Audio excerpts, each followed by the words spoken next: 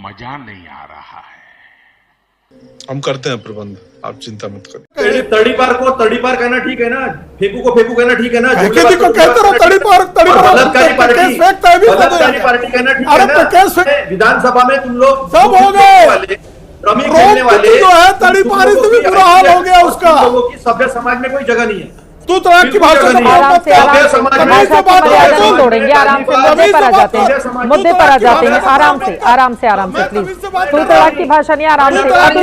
तेजस्वी यादव को मुख्यमंत्री मेन मुद्दे पर आते हैं, मेन मुद्दे पर आते हैं। आराम से, टीवी पर ऐसी भाषा नहीं, प्लीज आराम से मेरे सवाल सुनिए। अतुल जी मेरा सवाल सुनिए प्लीज, तू तरह की कोई भाषा नहीं, गुंडागर्दी नहीं। अरे हम भी महाराष्ट्र के हैं, महाराष्ट्र के हैं और आपसे ज्यादा महाराष्ट्रियन है। गुंडागर्दी नहीं है, बॉम्बे में कदम नहीं रख पाओगे। महाराष्ट्रियन नहीं है, समझे। अब महाराष्ट्र के लोगों को मैं जरा बिहार लेते आती हूँ। अभी आता हूँ बम्बई। तेरी औकात है मुझे कदम रखने से रोकने के लिए? तेरी औकात है, तेरी औकात है, तेरी औकात है तो रोक लेना। राजीव रंजन जी को दिखाइए टीवी स्क्रीन पर। राजीव रंजन जी को दिखाइए। तो जब ये लोग अब सब क्या देखना पड़ रहा है। एसआईआर की लड़ाई जो हमने लड़ी एक मुद्दे के लिए थी और वो बहुत गंभीर मसला है, क्योंकि बिहार में इतने 65 लाख लोग नहीं, काफी ज्यादा लोग थे जिनके नाम काटे गए। लेकिन अब देखिए कोर्ट में मामला जाने के बाद एक तो फटकार लगा इनको अलग, लेकिन उसके बाद भी अभी भी जितने डिटेल्स आ रहे हैं वो भी बहुत ही चौंकाने वाले हैं। मैं ऐसे 973 पोलिंग बूथ है बिहार में, जहां क्योंकि कोर्ट ने कहा ना इनको बताना पड़ेगा, सबका लिस्ट लगाना पड़ेगा नाम का, किसका नाम क्यों काटा। अब जो लिस्ट लगाए हैं उस लिस्ट का एनालिसिस हुआ है, पता चला है 973 पोलिंग बूथ ऐसे हैं जहां जिनके नाम काटे गए, सारे नाम के काटने का कारण दिया हुआ था मृत्यु। ऐसा कैसे हो सकता है? डेमोग्राफी का स्टैटिस्टिक्स बताता है कि इसके विपरीत है।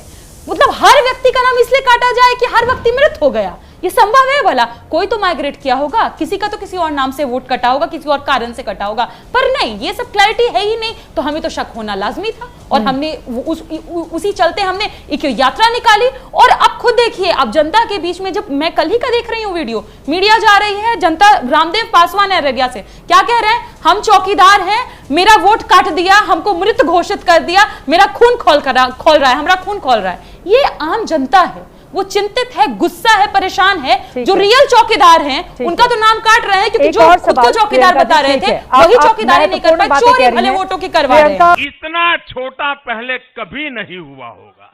साफ तौर पर दिखा रहा है कि डिस्प्रपोर्शनेट वे में नाम कटे हैं। महिलाओं की संख्या ज्यादा है जिनका नाम कटा है, और खास तौर पर वंचित तबका, गरीब तबका, उनका नाम ज्यादा है। पर सवाल जो आपने पूछा बहुत इंटरेस्टिंग है, क्योंकि ये सवाल तो भाजपा को भी करना चाहिए था ना। इसी चलते भाजपा को भी इस लड़ाई का हिस्सा होना था, जेडीयू को भी आना चाहिए था कि जिनका नाम काटा गया वो जरूरी तो नहीं कि वो हमारे ही वोटर हैं, तो इस लड़ाई का हिस्सा तो इनको भी होना था। ये नहीं उस लड़ाई का हिस्सा हुआ, इसका मतलब ये जानते हैं कि सारे वोटर हमारे काटे गए हैं, इनका कोई भी नहीं कटा। इनका कोई कटता तो ये भी लड़ाई में हमारे साथ सुप्रीम कोर्ट चलते। कहीं नहीं नजर आया, उल्टे ही इन लोगों ने ये कहा फालतू का मुद्दा है।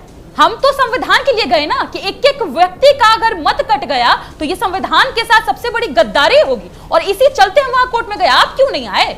हम तो सवाल इनसे पूछेंगे ना। मतलब आप ये जानते थे कि जिनका नाम काट रही है चुनाव आयोग वो सारे हमारे वोटर हैं, महागठबंधन के वोटर हैं, वो हमको वोट करेंगे, इसलिए ये लोग हमारे साथ नहीं आए। और दूसरी जो सबसे गंभीर बात है कि रिपोर्ट भी, जो चित्रा जी, शुरू से मैं आपके शो में यही मसला उठाते आई कि जिनका भी नाम काटा जा रहा है वो डिस्प्रपोर्शनेट है, जानबूझ करके दलितों, वंचितों, पिछड़ों, अति पिछड़ों, अल्पसंख्यकों को सबका नाम काटा जा रहा है। ठीक है, प्रियंका भारती ने महत्वपूर्ण सवाल पूछे हैं, प्रेम शुक्ला जी इस पर जवाब देंगे। ठीक है, ठीक है। बिहार में घुसा रहा है, हाँ। जितने भी सर्वे आए सब जगह, खैर सर्वे तो खैर छोड़िए, जनता ही जिनको चुन ली हो 17 महीने का कार्यकाल देख के, कि आर्थिक न्याय से लेकर सामाजिक न्याय का सर्वे करवा करके, नौकरी बांट करके, औचक निरीक्षण करके, अस्पतालों की हालत सुधार के, नए बीपीएससी से शिक्षकों की भर्ती करके कोई कर सकता है ये काम तो तेजस्वी जी हैं। तो उनको न चुने तो किनको चुने?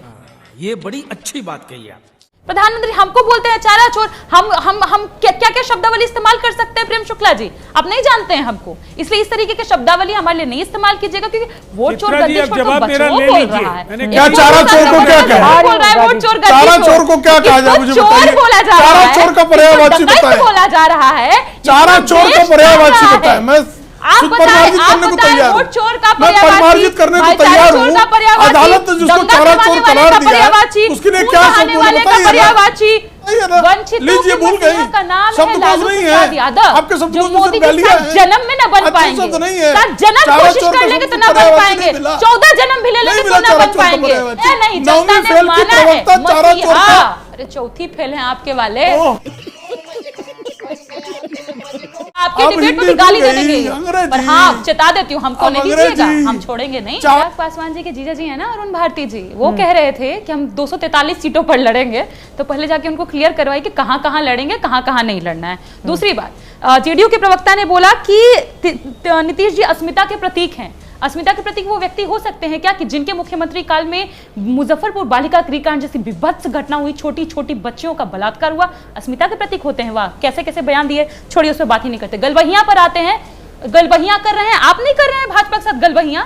मोदी जी नहीं आकर के बोले नीतीश कुमार जी पर आपके नेताओं की तरह कोई दाग है क्या? किसके साथ आप गलबहियां कर रहे हैं? नीतीश कुमार जी पर आपके नेताओं की तरह कोई दाग है? टेंशन में आ गए आपको तो चारा घोटाले में लालू प्रसाद सजा लगेगा। सुनिए, IRCTC में लगातार अदालतों में धक्के खा रहे थे तेजस्वी यादव, भाजपा के साथ है।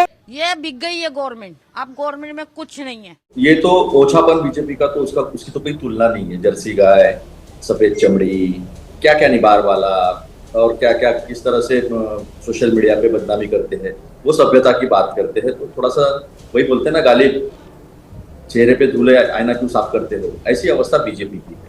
तो उन्होंने एटम बॉम्ब जो बोला था, आप लोगों के वोट का अधिकार छीन लोगे, जिसके पास वोट नहीं होगा उसके लिए तो उसके रोजगार की कोई बात नहीं करेगा, उसके रोजी रोटी की कोई बात नहीं करेगा, उसके स्वास्थ्य की कोई बात नहीं करेगा, उसको तो सारे अधिकार ही छीने जाएंगे। अब आपने वोट चोरी की है, हमने सबूतों के साथ सामने रखी है, ना चुनाव आयोग बता पा रहा, ना बीजेपी के नेता बता पा रहे। अभी आएगा hydrogen is equal to Haryana भी हो सकता है, ये मुझे ऐसा लगता है कि हरियाणा में भी किस तरह चोरी हुई उसके और ज्यादा पुख्ता सबूत जो है सामने आएंगे। देखिए चित्रा जी, आपका बड़ा शोर है और अब अच्छे से ऑर्गेनाइज करती है। मुझे एक बात बताइए, क्यों चुनाव आयोग भाग रहा है?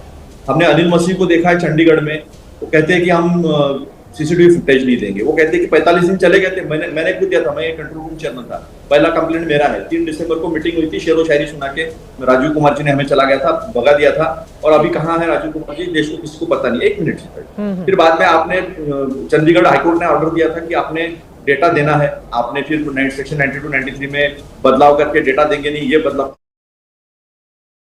आगरा क्यों चुनाव आयोग? हाँ, चुनाव आयोग नहीं, वो भाजपा चुनाव आयोग हो गया है, जो इस देश के नागरिकों का जो लेजिटिमेट हक है वो छीना जा रहा है। और जब चुनाव आता है तभी हिंदू मुसलमान हो जाता है, जब चुनाव आता है तभी घुसपैठिया हो जाता है। बाकी दिन क्या करते हैं लोग?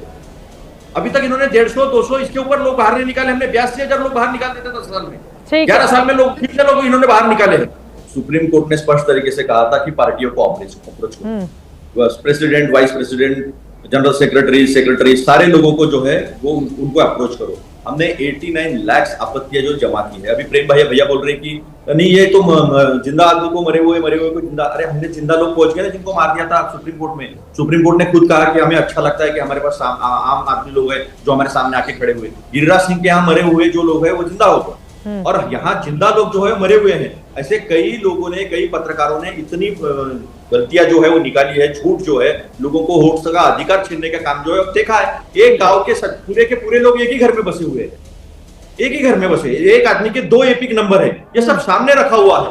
गलतियां नहीं है, कुछ न कुछ बता के चुनाव आयोग जो है जो कर रहा है बीजेपी के साथ मिलकर, उससे बचने का काम कर रहा है। हम बचने नहीं देंगे, वोट बचेंगे, हम जीतेंगे।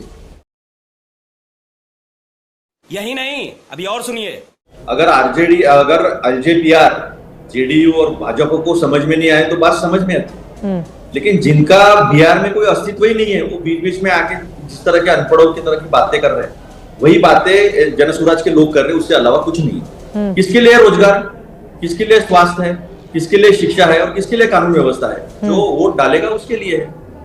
अभी वोटर का आप वोटिंग राइट ही निकाल लोगे, जो वोट नहीं डालेगा उसके लिए भी है। हाँ, हर उम्र वर्ग के लोगों के लिए ना, शिक्षा तो 18 साल से कम उम्र के लोगों के लिए भी होनी चाहिए। नहीं, बात सुनिए ना, वही तय करेंगे ना। तय कौन करेगा? बिल्कुल वही तय करेंगे। जिनके लिए ये अधिकार है उनके अधिकार ही छीन रहे हैं, बिल्कुल वोट का अधिकार ही छीन रहे हैं। और वोट का अधिकार छीन गए तो ये तो वैसे भी वोट का अधिकार होने के बावजूद सुनते नहीं है। तो वोट का अधिकार ही छीन जाएगा, उनका वोट ही नहीं रहेगा तो ये क्यों सुनेंगे? अगर वोट है तो ही ये लोग सुनेंगे, नहीं तो बहुजनों को वही वनुवादी व्यवस्था लाकर रखेंगे कि कुछ लोगों के लिए सब कुछ है और बाकी सब लोगों के लिए कुछ नहीं है, जिसके खिलाफ 5000 साल तक लड़ाई की, फिर वो महात्मा ज्योतिबा फुले हो, लोकायती मूवमेंट हो, डॉक्टर बाबा साहब अम्बेडकर हो, शाहू महाराज हो, छत्रपति शिवाजी महाराज हो, या संपूर्ण सोशल मूवमेंट हो, इन्होंने जो काम किया था वो वोट के अधिकार की वजह से वो अधिकार बचे हैं, उसको संवैधानिक अधिकार बोलते हैं। उसे छीनने का जो काम किया जा रहा है उसके लिए हम लड़ रहे हैं। देखिए चित्रा जी, परिस्थितियां कैसे देश के सामने खड़ी है सबने देखा है। कैसे लोग ये कहते हैं कि हमने संविधान बदलने की बात नहीं की, लेकिन 5 इनके बड़े नेता जो है चुनाव के भरे चलते, हम संविधान बदलने के लिए हमें 400 सीटें चाहिए थी, जीएसटी काट के लोगों ने 240 दे दी है। मुद्दा लोगों को समझ में आ रहा है और ये बड़ा दिलचस्प है। हाँ 400 में से 28% जीएसटी काट दिया है और 240 दिया है। तो बात आप एक समझ लीजिए कि लोगों के समझ में बात आ रही है, लोगों का बड़ा हुजूम आ रहा है, लोगों को समझ रहा है कि हमारा वोट जाएगा तो हमारे सारे शिक्षा का, स्वास्थ्य का, रोजगार का सारा अधिकार जाएगा, वोट ही नहीं होगा तो हमारी बात कौन सुनेगा।